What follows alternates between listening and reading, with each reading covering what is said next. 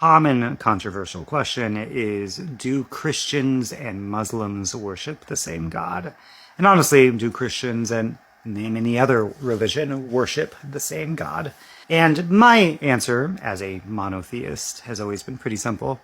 What other God is there? I think that there is one God, and that there are at least 8 billion experiences of that God. So in some ways, there's only one God that we can worship, and in other ways, we all are experiencing different aspects of the divine and experience it in different ways.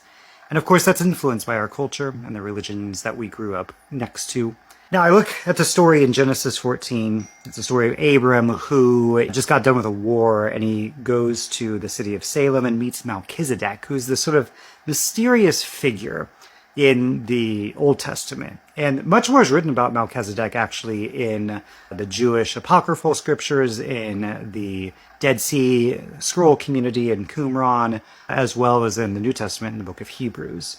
And the fascinating thing about Melchizedek is that Melchizedek is not Jewish. He's not a worshiper of Yahweh. It says, praise be to El Elyon. Now, if you grew up in religious, like Christian environments, you might have heard El Elyon is just a different name for God. But that's not the case. El was a Canaanite sky deity. Elyon means most high, and it was just a title applied to lots of different deities. Then Abram gives a tenth of everything he owns, a tithe, and says that it is for El Elyon, Yahweh, for Yahweh, God Most High.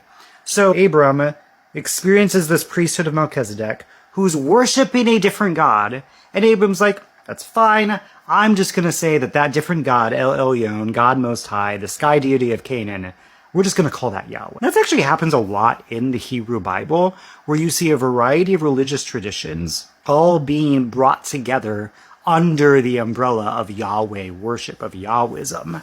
So when I think about that in a modern context, I have very little anxiety about other folks who worship other deities, even non-Trinitarian, non-Christ-centered deities, non-Yahwist deities, knowing that I'm very comfortable understanding that there is one God. There are lots of different facets of that God.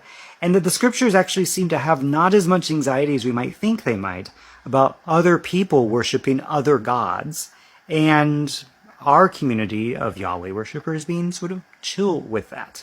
So I think about the folks in our lives and our communities who are worshiping in Islam and Hinduism and Buddhism.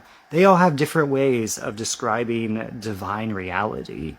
And my response is non-anxiousness. One, because the God I believe in is a reconciling sort of God. Two, because Scripture seems to put a bunch of different people who believe a bunch of different things about the divine next to each other and in conversation with each other, and that's okay. And three, I have my beliefs. I have the things that I feel modestly certain about. And I also know that I can change. My beliefs can change. And that what I experience of God is just a small aspect of what God is like. And what someone else experiences of God can actually enrich and deepen my experience of the divine as well.